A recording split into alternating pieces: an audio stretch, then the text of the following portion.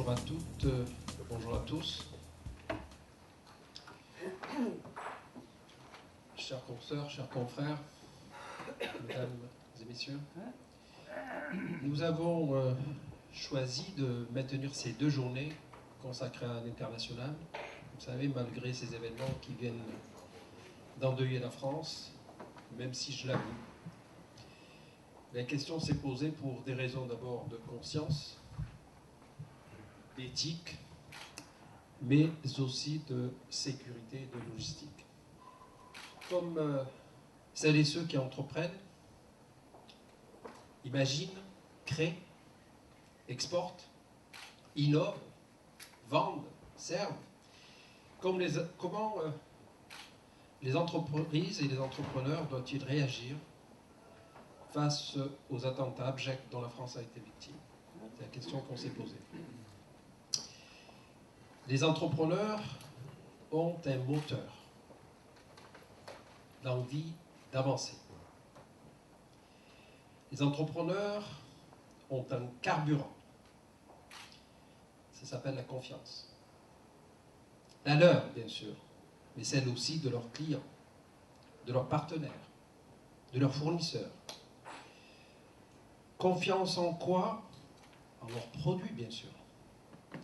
En leur business plan aussi.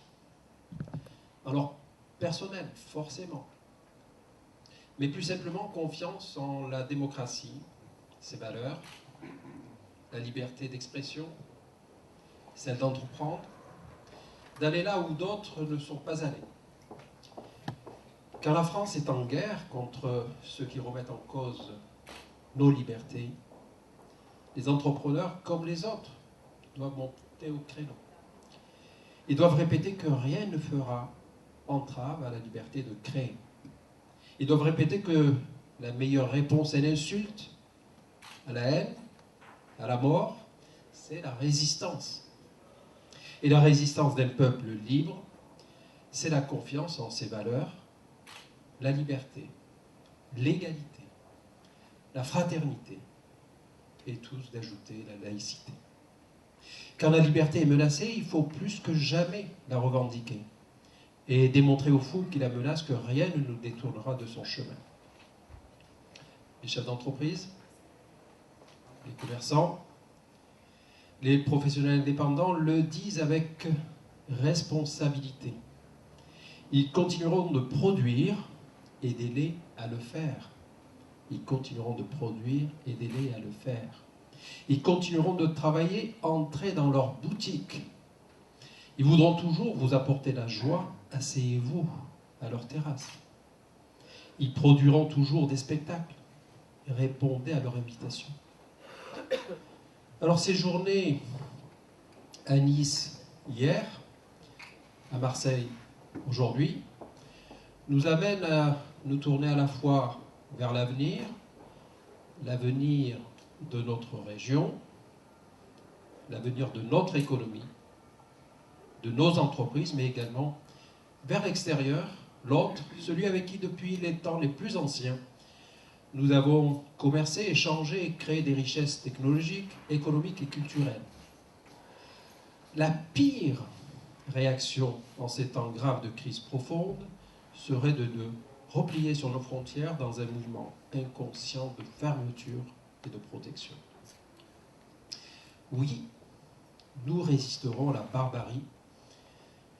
Oui, nous ne tomberons pas dans le piège de ces idéologues barbares qui attendent que nous fermions, bien sûr, nos frontières, que nous connaissions un repli, un enfermement sur nous-mêmes qui nous amènerait à notre perte. Notre sécurité passe également par la qualité et la force des relations, y compris commerciales, que nous pourrons nouer aux 4 coins du monde.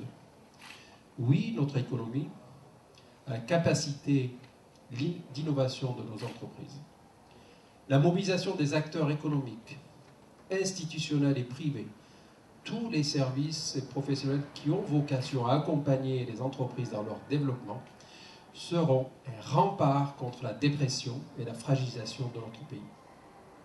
Alors vouloir assurer sur l'avenir ne serait pas réaliste, mais affirmer que nous continuerons si nous nous battons avec énergie, confiance et volonté à faire prospérer notre pays, notre région, nos entreprises et nos concitoyens. Oui, c'est un défi que nous lançons aujourd'hui à nos partenaires, à notre profession.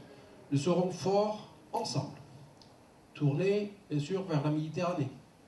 L'Afrique, bien sûr, mais aussi vers d'autres régions du monde, pour que circule encore et toujours la pensée, l'intelligence, les biens, la richesse, l'art, la culture et la prospérité. Pour, bien évidemment, notre pays, pour notre avenir et pour l'avenir de nos enfants. Je vous remercie. Alors, je sais que parmi nous, il y a des journalistes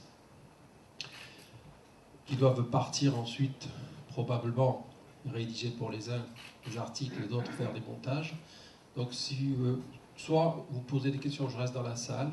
Vous pouvez aussi poser des questions à nos intervenants et je les remercie. Hier, ils ont animé une journée sur Nice. Aujourd'hui, ils sont sur Marseille. Et que Marseille est une ville naturellement tournée vers l'autre, vers l'international. On m'a demandé fin de mois d'animer au Congrès du Maroc un atelier sur l'international. Je te l'ai dit. Malheureusement, on a beaucoup de désistements de la part d'Européens qui ne pourront pas y aller à Marrakech par crainte. C'est un petit peu ce que j'essaie de faire véhiculer comme message. Tout ne doit pas s'arrêter.